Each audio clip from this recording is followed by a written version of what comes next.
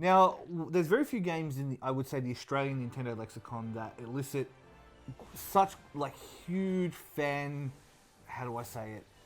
You know what I'm getting at, right? Than Lilac Wars. Yeah, like, you yeah, say yeah. Lilac Wars. Oh my god, I loved it on Nintendo 64. It just, Oh yeah, you know, GoldenEye. yeah. So it is one of those games that just has such a cool formula because it is a very simple formula done perfectly well. Longevity's there, such a replayable game. It still plays well now, even with the wonky Wii U controls on the download version. However, Star Fox Zero, if we're talking wonky controls. Now, okay, let's cut it to the good stuff first.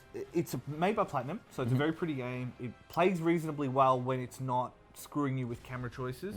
The voice acting kind of sucks. But it's okay, like it's passable. And the longevity is also there with the previous Lilac Wars. Like it's pretty much par for the course. Yeah, depending on how you beat certain bosses, depending on what objectives you complete during missions, you unlock different paths. So it encourages you to replay it. Some of the medal counts are a little bit high, some of the kill counts to get medals are a little bit high.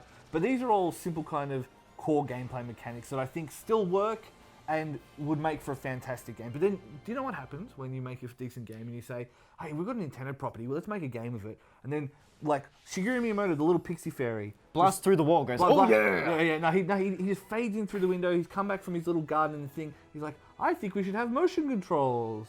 And then he just disappears again. I'm fairly convinced that Nintendo has this constant game jam, and every single theme for the year is add motion controls in there somewhere. Because the main problem with the motion controls is not that they exist, but it's that they add nothing. It's not that motion controls are inherently bad, they are, but even games like Red Steel owned it. There are examples on the Wii where they own it and they make it something. Yep. This is just, the camera on the main screen is not good enough to make it worthwhile, yet the camera on the gamepad is not good enough to compensate for it. Yep. So neither of them offer a valid alternative to actually playing the goddamn game. And that is the problem. Inherently, there are better uses for that game screen than what they've used it for. And it is just such a waste of potential of what would have been an otherwise decent game. And you know me, Jason, I'm very lenient when it comes to games. I always like to find the good in games. I like to find the positives, even though how bad a game is. And as I said before, it's very pretty, sounds fantastic. The voice acting's, schlocky, but awesome.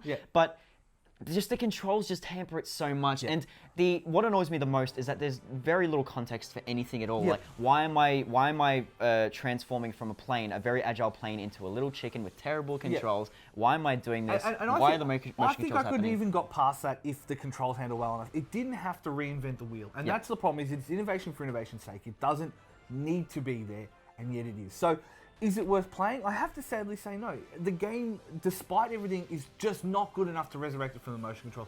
You will hate the world when you come to Andros. And unlike Lilac Wars, where you might blame yourself for being bad at the game, you know this one is not entirely your fault. And that makes it just so much more disappointing. I can't help it. I must agree with you.